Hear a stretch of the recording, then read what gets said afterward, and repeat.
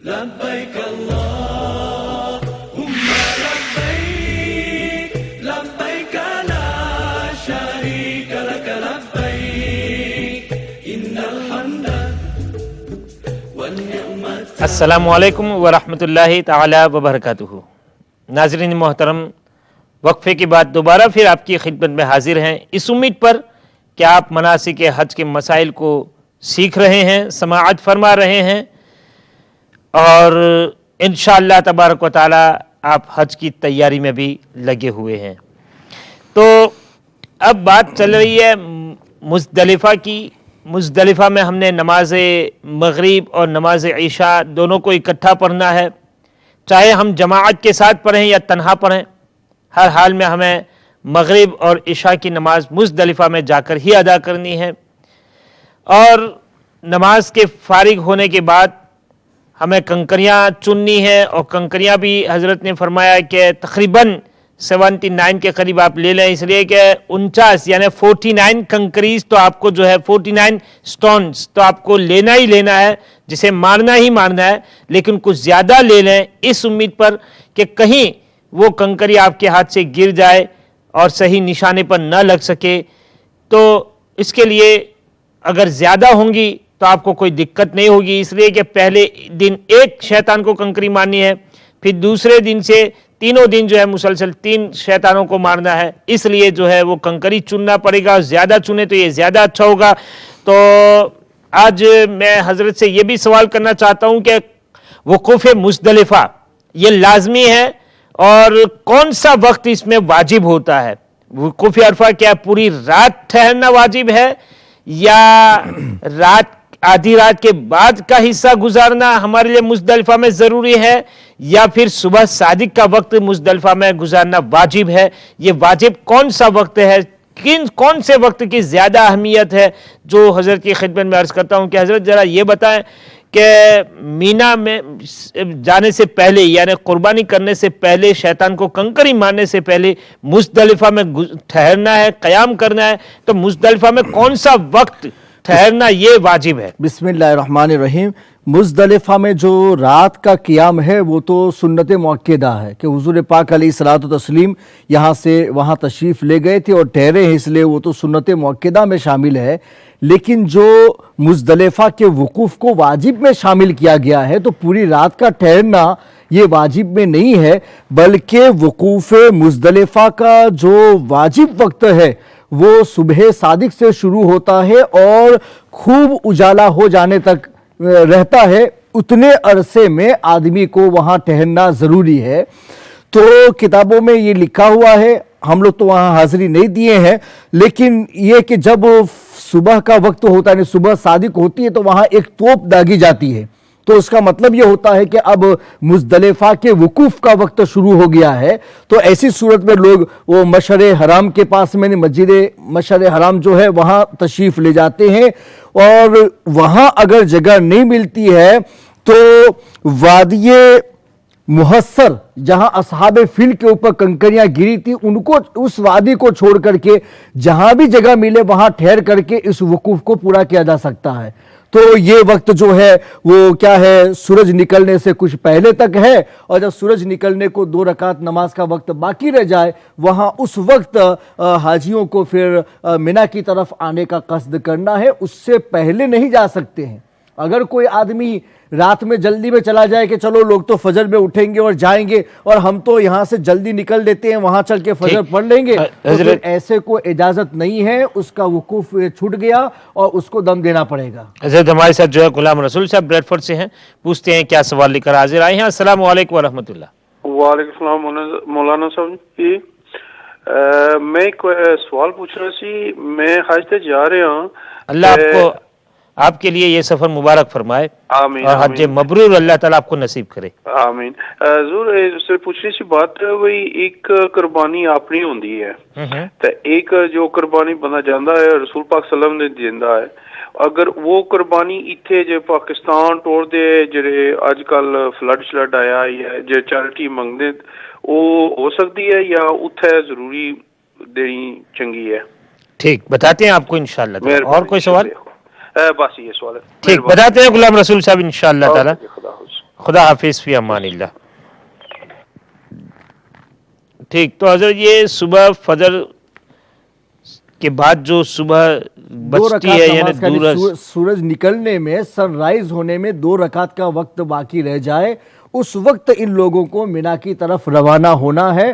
چونکہ صبح صادق کے بعد تو وقوف کا وقت شروع ہوتا ہے، صبح صادق اور کے رات جو اب ٹھہرے وہ تو سنت ٹائم تھا تو اس کا. فجر کی نماز کب ادا کریں گے؟ اول وقت میں پڑھیں گے؟ فجر کی وقت اول وقت میں ادا کر کے وہاں انتظار کریں گے، ٹھہریں گے، ذکر و اذکار میں لگے رہیں گے، اور جب تھوڑا وقت باقی رہ جائے اس وقت پھر یہاں سے تیاری شروع کر کے مینا کی طرف نکلیں گے. اور مینا میں آ کر کے آج بڑے شیطان کو، یعنی مکہ کی جانب سے جو پہلا ہے جمرہ عقبہ کہا جاتا ہے، جسے بڑا شیطان کہا جاتا ہے، تو بڑے شیطان کو ان لوگوں کو کنکری سی مارنی ہے. اور اس کا ٹائم بھی میں آپ کو بتا دوں کہ اس کا ٹائم کیا ہے. وہ صبح سے لے کر کے 10ویں کی صبح سے لے کر کے 11ویں کی صبح تک ہے.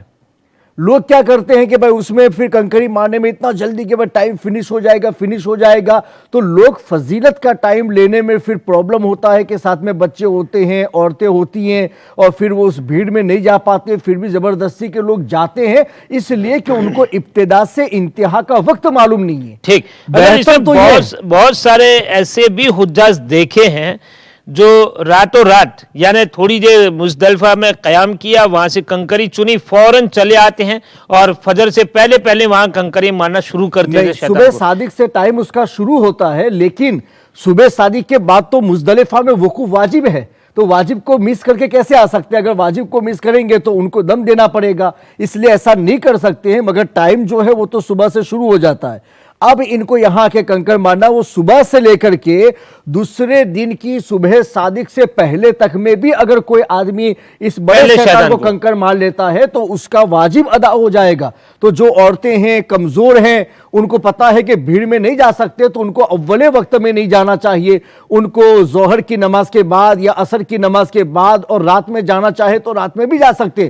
یہ مکروہ ہے رات میں، مگر مکروہ کا مطلب یہ نہیں کہ واجب ادا نہیں ہوتا ہے. جو آدمی کمزور ہیں اگر وہ بھیڑ میں نہیں کر سکتے تو ان کے لیے تو فائدہ یہی ہے نا کہ جہاں کوئی نہ ہو اور آسانی سے وہ کر سکتے تو اس میں ان کو ادا کر لینا چاہیے. ٹھیک، بہت شکریہ حضرت. ہم لوگوں کے سوالات کی طرف بھی آتے ہیں، اس لیے کہ کالز بھی ہمارے ساتھ کافی جمع ہو چکے ہیں، اور میں سمجھتا ہوں کہ ابھی جو ہے فون لائن کلوز کر دی جائے تاکہ ہمارے سوالات مکمل ہو جائیں پروگرام کے اختتام تک.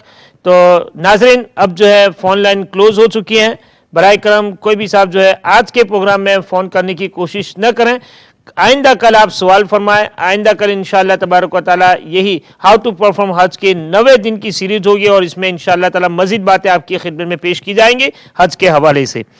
تو حضرت ہمارے ساتھ جو ہے مسز صدیقی ہیں برسٹل سے. وہ یہ جاننا چاہتی ہیں کہ کسی کے پاس مورگیج کا قرض ہو تو اس میں سے خرچہ نکالنے کے بعد جو پیسے ان کے پاس بچتے ہیں کیا وہ حج کر سکتے ہیں اس پر؟ دیکھیں، قرض 2 طرح کے ہوتے ہیں. ایک قرض تو میعادی ہوتا ہے اور ایک قرض ہوتا ہے غیر میعادی. میعادی قرض کا مطلب یہ ہوتا ہے کہ جس نے ہمیں قرض دیا ہے وہ ہم سے پورا اماؤنٹ نہیں مانگتا ہے، یا کسی بھی طرح سے جلدی مانگنا وہ اپنے رول کے حساب سے مانگ بھی نہیں سکتا ہے. اور بینکوں کا ایسا ہی ہوتا ہے کہ بھائی 25 سال 20 سال 15 سال جو بھی ہم نے ان کے ساتھ میں کنڈیشن کیے ہوئے رہتے ہیں، تو ہمیں اپنا جو قرض ہے وہ کیا ہے قسط وار ادا کرنا رہتا ہے کہ بھائی ماہانہ ہمیں سے اتنا ہی دینا، اس سے زیادہ قرض کی مانگ نہیں ہوتی ہے. تو میعادی قرض یہ ہم لوگوں کے لیے نہ زکوٰۃ میں رکاوٹ بن سکتا ہے اور نہ حج بیت اللہ جانے میں رکاوٹ بن سکتا ہے. اس کے علاوہ یعنی اس ماہانہ جو پیمنٹ ہم دے رہے ہیں اس کو سٹاپ نہ کیا جائے، اور پھر ہمارے پاس میں اتنا پیسہ ہے کہ ہم حج کے لیے جا سکتے ہیں، آ سکتے ہیں، یہاں کے جو ہمارے اخراجات ہیں بچوں وغیرہ کے وہ سب پورا کر سکتے ہیں، تو پھر کوئی حرج نہیں. ان کے لیے ضروری ہے کہ وہ جائیں اور حج ادا کریں اور ان کا حج فرض ادا ہو جائے گا. میعادی قرض یہ رکاوٹ نہیں بن سکتا ہے. بریڈ فورڈ سے ہماری بہن جاننا چاہتی ہیں کہ طواف کرنے کا جو وقت ہے اور تو ساتھ میں لوگ جوتے بھی لے کر چلتے ہیں طواف کرتے کے وقت، اور طواف کرنے کا جو وقت وہ تو کوئی بھی وقت کر سکتے ہیں نا، مکروہ وقت ہو کوئی بھی وقت میں کر سکتے ہیں، لیکن ساتھ میں جوتے ساتھ میں رکھتے ہیں، کیریئر بیگ میں رکھتے ہیں یا ہاتھ میں رکھتے ہیں۔ جانے والوں کے لیے سب سے بڑا پرابلم جوتے ہی کا ہوتا ہے، کیا کہنا کہ اتنی پبلک میں جوتا باہر رکھیں گے تو ملنے والا ہی نہیں ہے، کہ کہیں چلے جائیں گے، لوگوں کے پاؤں میں آتے آتے وہ مل ہی نہیں سکتے۔ ظاہر سی بات ہے اپنے شوز کی حفاظت کرنی پڑے گی، اس کے لیے بہتر یہ ہے کہ ان کو یہاں سے کوئی باغ بنا لینی چاہیے، اور تاکہ اس میں رکھ سکیں، تو اس میں اگر کوئی غلاظت لگی بھی ہو تو اپنے بدن کے ساتھ میں نہ آ سکتی ہے، تو کوئی حرج نہیں، وہ اپنے جوتا لے کر بھی کر سکتے ہیں۔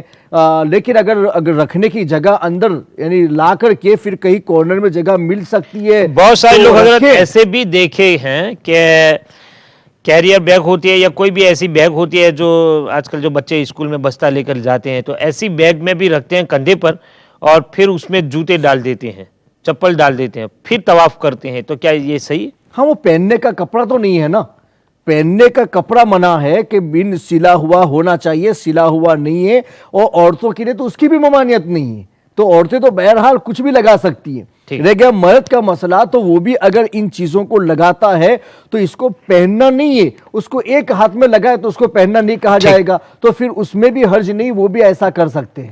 ٹھیک، اس کے ساتھ ساتھ انہوں نے یہ بتایا کہ حجر اسود کا بوسہ دینا اگر کیا پہلے میں دینا ہے یا 7 چکر پورے ہونے کے بعد دینا ہے، اور اگر طواف کے وقت میں حجر اسود کا بوسہ نہ دے سکے تو صرف حجر اسود کے بوسے کی گھر سے جب طواف کی ابتدا کریں گے تب بھی ان کو حجر اسود کو بوسہ دینا ہے، موقع مل سکے تو ہر چکر جو مکمل ہوتا ہے اور پھر حجر اسود کے قریب ہم آتے ہیں اس وقت بھی ہمیں اس کے جانب ہاتھ اٹھا کر کے استلام کر لینا چاہیے، اور جب ہمارا طواف پورا ہو جائے تو طواف پورا ہونے کے بعد بھی ہمیں استلام حجر کرنا چاہیے، یہاں تک کہ ہم صفا اور مروہ کی سعی کے لیے جانا چاہتے ہیں تب بھی ہمیں استلام حجر کرنا چاہیے۔ اور انہوں نے یہ بھی پوچھا تھا کہ بغیر کسی طواف کے ہم استلام حجر کے لیے وہاں آنا چاہے تو آ سکتے ہیں، الحمدللہ آ سکتے ہیں، اس میں کوئی حرج نہیں ہے کہ رسول پاک علیہ الصلوۃ والتسلیم نے جس پتھر کو چوما ہے تو مسلمانوں کو بھی اس پتھر کے چومنے کی خواہش ہونی چاہیے، مگر عورتوں کو خاص خیال رکھنا چاہیے کہ بھیڑ کے وقت میں دھکے لگتے ہیں،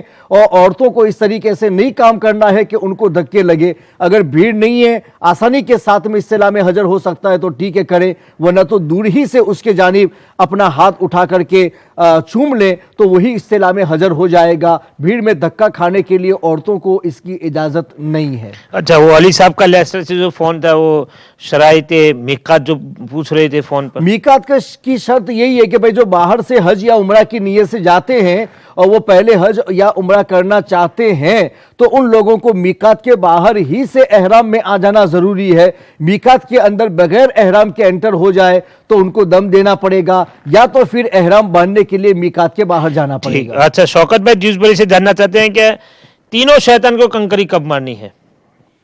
تینوں شیطان کو کنکری 11 کو ماری جاتی ہے اور 12 کو ماری جاتی ہے، اور اس کا ٹائم زوال کے بعد شروع ہوتا ہے۔ 11 اور 12 کو زوال کے بعد میں شروع ہوتا ہے، اور زوال سے لے کر کے وہاں فجر تک چلتا ہے۔ وہ بھی ناظرین یاد رکھ رہے کہ نہیں کہ زوال کے بعد مار ہی لینا ہے، اگر بھیڑ ہے کمزوری کی وجہ سے نہیں مار سکتے ہیں تو عصر کے بعد، مغرب کے بعد، عشاء کے بعد، فجر سے بیفور ان کو یہ 11ویں کی رمی کر لینی ہے، اور 12ویں کا ٹائم بھی وہی زوال کے بعد ہے، لہٰذا کوئی زوال سے پہلے مارتا تو اس کا فالو کرتے ہوئے یہ کام نہیں کرنا، ورنہ واجب ادا نہیں ہوگا۔ عارف صاحب لندن سے جاننا چاہتے ہیں کہ ان کے والد صاحب کا جو ہے انتقال ہو چکا ہے، لیکن ان کے والد صاحب کے بھائی بھی ان کی قربانی کروانا چاہتے ہیں، ان کے بیٹے بھی قربانی کروانا چاہتے ہیں، اس کے علاوہ اور بھی بہت سارے خاندان والے افراد ہیں جو یہ کہتے ہیں کہ بھائی ہم اپنے والد کے نام قربانی کروانا چاہتے ہیں۔ مرحوم کی طرف سے قربانی واجب میں نہیں ہے، وہ صرف ایصال ثواب کے طور پر کی جاتی ہے، تو اگر ایک مرحوم کے لیے اگر ہزاروں آدمی ایصال ثواب کے طور پر قربانی کرانا چاہتے ہیں تو اس کی اجازت ہے،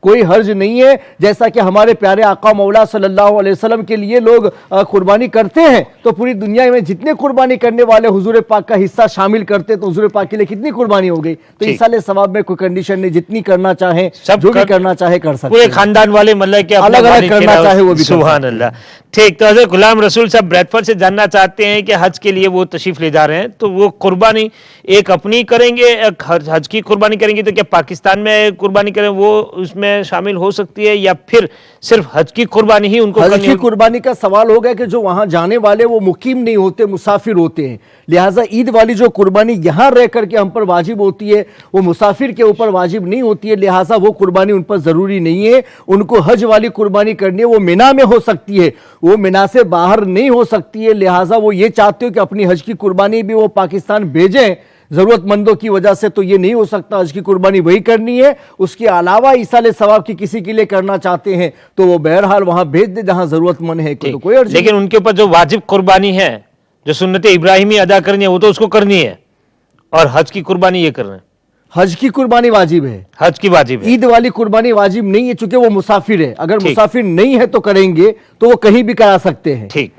تو ناظرین محترم, میں آج کی مہمان کے ہمارے مہمان حضرت علامہ مولانا محمد یونس مصباحی صاحب تشریف لائے اور ہاؤ ٹو پرفارم حج کے 8ویں دن کی سیریز میں آپ نے شرکت فرمائی, کافی بہترین ڈسکس فرمائے, مینا مزدلفہ اور قربانی کے مسائل بیان فرمائے. اللہ تعالیٰ آپ کے علم و عمل میں برکتیں عطا فرمائے. ناظرین, میں آپ کا, تمام کالرز کا, ہمارے رضوان بھائی کا, ہمارے باقر بھائی کا اور امہ چینل کا شکریہ ادا کرتا ہوں کہ جنہوں نے اتنا خوبصورت اسٹیج سجایا اور آپ تک اس پروگرام کو پیش کرنے میں مدد فرمائی. اللہ تبارک و تعالی تمام بھائیوں کو, بہنوں کو جزائے خیر عطا فرمائے, سب کو حج بیت اللہ کی سعادتوں سے سرفرازی عطا فرمائے, امہ چینل کو رات دن ترقی عطا فرمائے. اور جتنے بھی حجاج کرام حج کے لیے تشریف لے جاتے ہیں ان سے گزارش کرتا ہوں کہ امہ چینل کے لیے اور پوری امت مصطفیٰ کے لیے اپنی دعاؤں میں ضرور نوازتے رہیں اور سب کو اپنی دعاؤں میں یاد رکھیں. تب تک کے لیے انشاءاللہ تبارک و تعالی کل آپ سے حج کے ہاؤ ٹو پرفارم حج کی 9ویں دن کی سیریز میں شریک ہوں گے. اجازت دیجیے, انشاءاللہ کل ملاقات ہوگی. السلام علیکم ورحمۃ اللہ تعالی وبرکاتہ.